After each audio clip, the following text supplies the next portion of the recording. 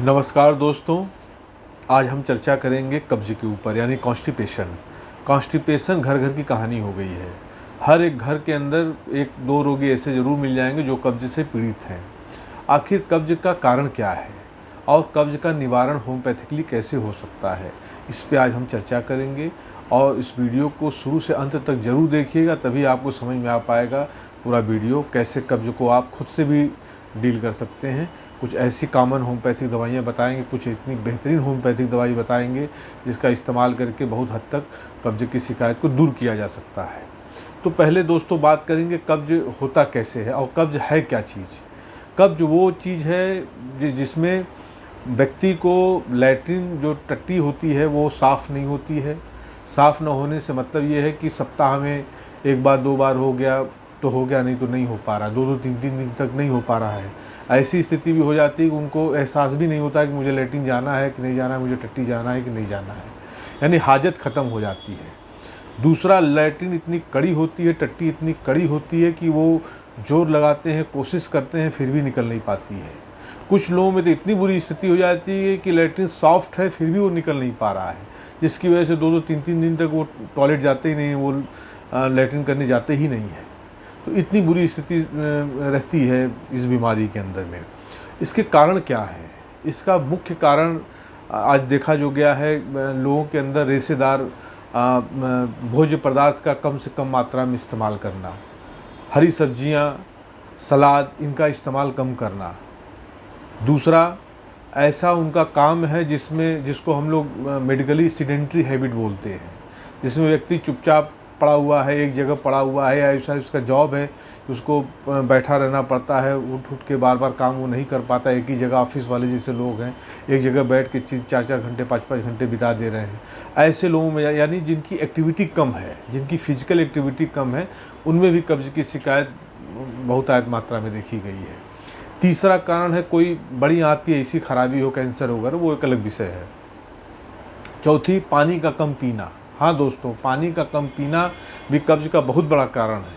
अक्सर पेशेंट्स आते हैं, बात होती है, पता चलता है कि दिन भर के अंदर 2 गिलास पानी पी रहे हैं, 4 गिलास पानी पी रहे हैं।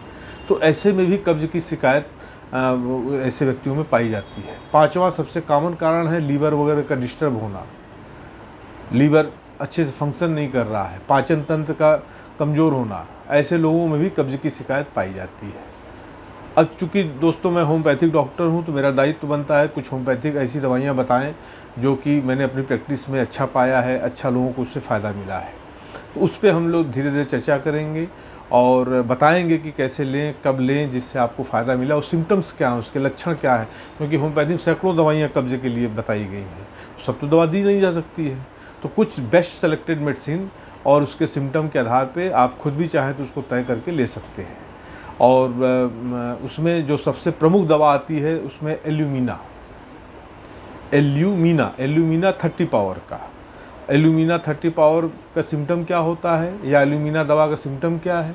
पेशेंट टट्टी के लिए जाता है, टट्टी होता ही नहीं है, सॉफ्ट टट्टी भी नहीं निकल पाता है उससे, बार बार कोशिश करता है, बार बार प्रेशर बनाता है, लेकिन निकल नहीं पाता है। सॉफ्ट से सॉफ्ट टट्टी भी उसको जैसे लगता है कि लैट्रिन जाके एनस में चिपक गई है, रेक्टम में चिपक गई, निकल ही नहीं पाती है। वो बार बार कोशिश करेगा तो थोड़ा सा निकल आएगा, जैसे लगता है पैरालाइज हो गया है पूरा जगह वहाँ पे। ऐसे पेशेंट्स को एल्यूमिना 30 पावर का दिया जा सकता है, जो कि बड़ा इफेक्टिव काम करता है। दूसरी दवा है मैग्नीशिया म्यूर बेहतरीन दवा है कब्ज़ की दवा। अब इसका क्या सिम्टम होता है? पेशेंट लैट्रिन के लिए जाता है, लैट्रिन जैसे लगता है कड़ी हार्ड लैट्रिन होती है, लेकिन वो क्रम्बल्ड हो जाती है, मतलब टुकड़े टुकड़े में निकलती है। वो जैसे एक बड़ी सी लैट्रिन निकलने की स्थिति उसको लगती है, पेशेंट को जोर लगाता है, लेकिन छोटे छोटे टुकड़ों में टूट के इसी तरह निकलता है, पेशेंट परेशान रहता है और इस तरह की स्थिति पहुँच जाती है।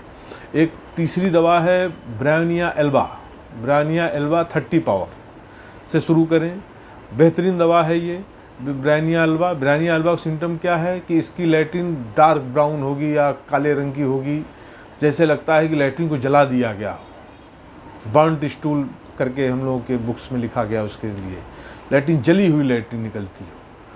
पेशेंट ऐसा है जो कम पानी पीने वाला है, जो कम पानी पीने वाला पेशेंट हो, जिसकी लैट्रिन गहरे रंग की होती हो, काले रंग की होती हो, सूखी लैट्रिन होती हो, परेशान रहता हो लैट्रिन करने के लिए, ऐसे पेशेंट को ब्राइनिया दिया जा सकता है। इफ़ेक्टिव मेडिसिन है। ये हो गया एक तीसरी 3 दवाइयाँ हो गई। चौथी दवा जो हम लोगों ने बहुत अपनी प्रैक्टिस में अच्छा पाया है, मैंने खुद भी पाया उसको, वो है प्लम्बामेट। प्लम्बामेट दें। प्लम्बामेट बेहतरीन दवा है कब्ज़ के लिए। इसका सिम्टम क्या होता है, ऐसे पेशेंट जो जिनको प्लम्बम की ज़रूरत पड़ती है, लैट्रिन उनकी कड़ी होती है एकदम से, एकदम हार्ड स्टूल होगा उनका, और जैसे मेमने का लैट्रिन होता है, सीप डंग है जैसे निकलता हो, उस तरह की लैट्रिन उनकी होती है, छोटी लेडी की तरह। तो ऐसे में प्लम्बामेट एलिकम दी जा सकती है, बहुत इफ़ेक्टिव दवा है। उसमें उसको ऐसे लगता है कि जैसे उसके रेक्टम से लेके एनस तक कोई धागा बांध दिया गया हो, वो पूरे रेक्टम को खींच रहा है ऊपर की तरफ, जो लैट्रिन के लिए जाता है। वो बेचारा उठ के भाग आता है, उसको लैट्रिन होती ही नहीं साफ़ है, परेशान रहता है वो। एकदम से बेहतरीन दवा है ये, मतलब फर्स्ट लाइन ट्रीटमेंट है, मतलब देते ही मैंने मैक्सिमम केसेस में देखा है फ़ायदा आना शुरू हो जाता है प्लम्बामेट से। और 5वीं दवा बहुत कॉमन दवा है, अक्सर लोग नाम भी इसका सुनते होंगे, जो भी होम्योपैथी में थोड़ा इंटरेस्ट लेते हैं, नक्स वोमिका। नक्स वोमिका उन लोगों में है जिनकी लाइफ स्टाइल थोड़ी सी उसको हम लोग डिबॉचर बोलते हैं, मतलब जिनकी लाइफ एकदम मस्ती वाली रहती है। रात में 2 बजे तक पार्टी चल रही है, 3 बजे तक पार्टी चल रही है, शराब चल रही है और तमाम है, स्मोकिंग खूब कर रहे हैं, न कभी सोने का ढंग है, न कभी बैठने का ढंग है, मतलब पार्टी लाइफ एंजॉय करने वाले ऐसे लोग जिनकी कोई दिनचर्या नहीं है, दिनचर्या एकदम बिगड़ी हुई है, ख़राब है, ऐसे लोगों में नक्स वोमिका बहुत अच्छा काम करती है और बहुत इफ़ेक्टिव मेडिसिन है नक्स वोमिका। मित्रों, 6वीं दवा है इसमें चेलिडोनियम मेजस। चेलिडोनियम मेजस गजब की दवा है लैट्रिन। इसमें इसका सिम्टम क्या है कि लीवर व्यक्ति का सही नहीं होता है, लीवर उसका दुरुस्त नहीं है, लीवर अच्छा फंक्शन नहीं कर रहा है उसका। वैसे भी चेलिडोनियम लीवर की बेहतरीन दवा है, great medicine for liver disorders. Plus constipation है, लीवर ख़राब है, साथ में कब्ज़ की शिकायत उसके है, उसके दाहिने छाती से लेके पीछे की तरफ लगता है कोई चीज़ दर्द कर रहा है, कोई चीज़ है फंसा हुआ है, वो परेशान रहता है, वो उससे लेके दाहिने छाती से लेके शोल्डर तक में पेन होता है उसको, बार बार पेन होता रहेगा, साथ में कब्ज रहेगा, साथ में लीवर उसका डिस्टर्ब है। ऐसे पेशेंट को चेलिडोनियम दिया जा सकता है। ठीक है मित्रों, तो ये 4-5 दवाइयाँ हैं, 6 दवाइयाँ हैं जिनको आप दे सकते हैं कब्ज़ की शिकायत में, जिनका प्रयोग करने से आपको फ़ायदा मिल सकता है। दवाइयाँ तो बहुत सी हैं मैंने जैसे पहले कहा, लेकिन ये 5-6 दवाइयाँ हैं जो फ्रिक्वेंटली यूज होती हैं और इफ़ेक्टिव हैं। तो मित्रों, आप इस्तेमाल करें। इस्तेमाल करने से पहले एक बार चिकित्सीय सलाह ज़रूर ले लें और इससे आपको फ़ायदा होने के बहुत चांसेस हैं। धन्यवाद।